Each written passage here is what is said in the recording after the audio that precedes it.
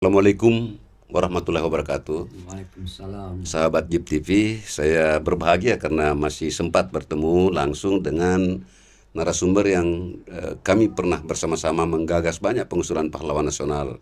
Tapi itu nanti kita akan bahas berikut. Yang saya mau sambung adalah ketika tadi di episode lalu Pak Suryadi banyak bercerita dan mengungkapkan peristiwa korban 40.000 jiwa di Sulawesi Selatan ya. Dan memang peristiwa ini sesungguhnya amat menjadi luka yang dalam bagi masyarakat Sulawesi Selatan. Sayangnya tahun-tahun terakhir pemerintah itu mempengaruhi dengan sangat formal. Bahkan 11 Desember 2023 ini hampir tidak terdengar gemanya Pak Suryadi ya. Ya, jadi luka-luka masa lalu itu bagi masyarakat, bagi generasi baru, bahkan mungkin bagi generasi milenial sudah dia tidak tahu. Ya. Padahal ini adalah suatu luka dalam dan pernah dulu kita gagas agar dijadikan hari berkabung nasional. Paling tidak hari berkabung Sulawesi Selatan. Sesungguhnya apa dampak sosial yang paling terjadi menurut Pak Dr. Suryadi di balik peristiwa 40.000 jiwa di Sulawesi Selatan ini? Ya, terima kasih Pak Haji. Sebenarnya ketika orang melupakan sejarah, Ya, sesungguhnya dia akan terlepas dari akar. ya, Ya. Kalau akar terlepas, mudah roboh. ya, Ya. Jadi peristiwa korban 40.000 jiwa itu adalah bagian untuk menunjukkan bagaimana solidaritas ya, orang-orang Bugis, Makassar, Mandar dan Toraja barangkali yang begitu kuat. ya, Nah, karena itu walaupun dalam banyak hal kurang diperingati misalnya, tapi kami dosen-dosen sejarah ya, yang ada di perguruan tinggi tetap tanggal itu menjadi satu tanggal yang sangat berharga. ya, ya, Setidaknya anak-anak didik kami mengerti persoalannya karena kita takut. ya, Seperti yang kami pernah pernah mewawancarai begitu banyak mahasiswa ya, yang bukan dari jurusan sejarah. Ya, kita tanyakan apakah mereka mengenal Sultan Hasanuddin atau Harun Palaka. Iya, iya, Mereka iya. hampir tidak mengenal lagi. ya. Oke. Kenapa pelajaran-pelajaran sejarah ini seolah-olah dianggap sesuatu yang tidak berharga, padahal Iya. baik buruknya di masa lalu itu tetap memberikan manfaat untuk kita ke depan. Ya, dan bagi saya juga pribadi Pak Suryadi ya, di masa lalu itu ketika masih amat aktif di organisasi kepemudaan, kami di KNPI, kami di AMPI, ini salah satu tema-tema dialog kebangsaan sebenarnya yang kami lakukan dan memang pada saat itu masih banyak saksi sejarah kejadian peristiwa 11 Desember di Makassar dan di Sulawesi Selatan ya, yang puncaknya ada di daerah Mandar sana. Ya. Bagi saya kan tadi Bapak sebutkan ada nilai siri napace bagi nilai puncak bagi orang Bugis, orang Makassar ya, siri napace. Yang kedua adalah ada nilai sosial sungguhnya, sehingga nilai sosial ini amat berelasi dengan kondisi sekarang yang harusnya ditumpukan ini pada jiwa orang-orang muda kita, menghargai tadi sejarah masa lampau, menghargai peristiwa-peristiwa yang amat berarti di masa lampau, bukan sekedar sebuah kenangan tapi menjadi motivasi, menjadi spirit untuk menumbuhkan apa yang kita sebut dengan nilai sirina pace.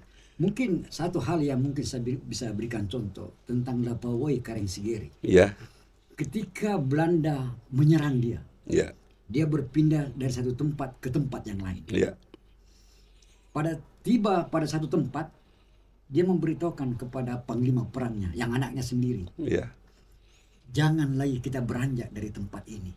ya, Kamu tahu, setiap kali tempat kita datangi dan Belanda tahu tempat itu diserang, ya, kita lari.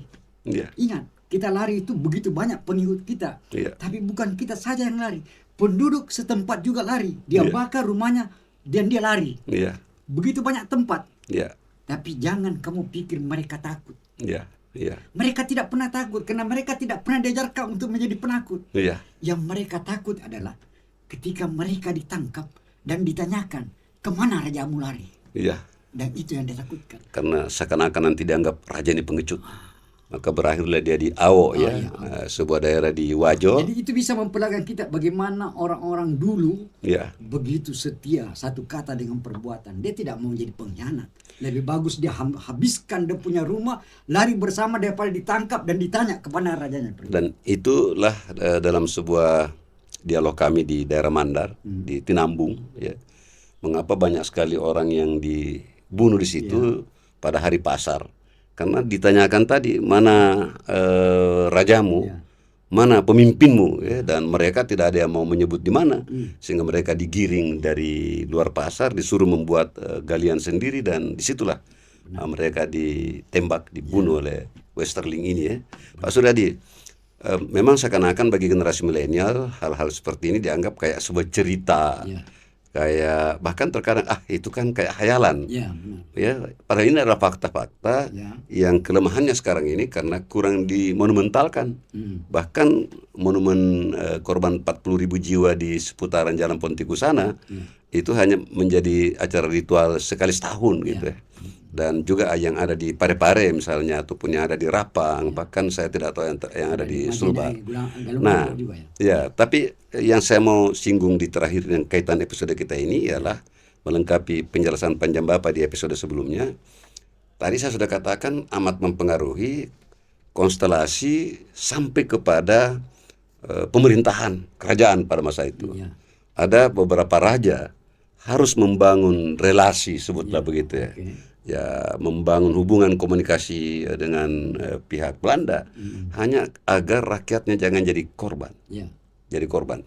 Jadi bagi pemahaman kita, dan kita simpulkan pada banyak dialog pada masa itu, ini bukan pengkhianatan terhadap negara Republik Indonesia yang sudah diproklamirkan di Sulawesi Selatan pada masa itu, tetapi kalau dia memperlihatkan pertentangannya dengan tajam, maka rakyatnya yang korban. Seperti yang Bapak katakan tadi, kita jangan berlari terus, karena bukan cuma kita yang korban ketika kita misalnya berpindah tempat. Yang korban adalah masyarakat kita, dan dia pasti dibunuh kalau dia tidak mau mengungkapkan dan segala macam.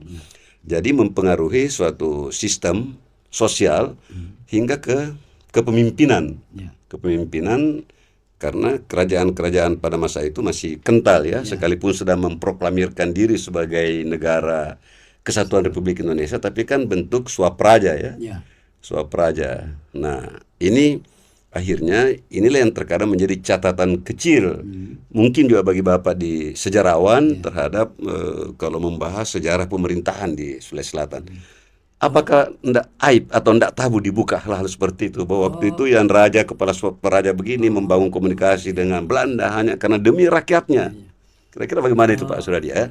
Kesalahan utama orang ketika mempelajari masa lalu sejarah adalah dia menggunakan kacamata sekarang untuk melihat masa lalu. Ya, setuju. Setuju. Sebenarnya tidak. Kita harus menggunakan kacamata waktu itu untuk melihat waktu itu juga. Bagaimana caranya? Kita memiliki sejumlah dokumen-dokumen, jejak-jejak sejarah. Itu yang kita pelajari. Jadi tidak bisa kita menggunakan kacamata sekarang untuk melihat masa lalu. Disitulah kesalahan besar yang dilakukan banyak orang. Sehingga sejarah menjadi sulit kelihatannya. Kenapa dia menjadi pengkhianat kok jadi pahlawan? Atau pahlawan jadi pengkhianat? Dia tidak masuk ke zamannya. Harus kita masuk ke zamannya untuk kemudian kita menganalisa, memberikan interpretasi. Zamannya itu sudah dikatakan bahwa setiap zaman memiliki sejarahnya masing-masing. Dan setiap tokoh di zaman itu pembuat sejarah ya. Mereka adalah pembuat sejarah di zamannya. Ya, saya sependapat sekali itu. Pemirsa JIP TV, ini dialog kalau kita ungkapkan amat panjang ceritanya, dan kami suatu saat masih akan melanjutkan dialog dengan Bapak Dr. Andi Suryadi Mapengara, mitra saya, relasi saya dalam banyak menggali tentang tokoh-tokoh pejuang di Sulawesi Selatan. Assalamualaikum warahmatullahi wabarakatuh.